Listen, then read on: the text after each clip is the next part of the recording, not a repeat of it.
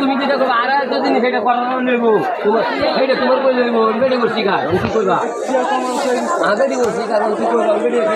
দেবো মানে তো আপনাকে একটা কথা বলছো সামনে খাড়া তাহলে আমাকে সমস্যা না যা ওই কথা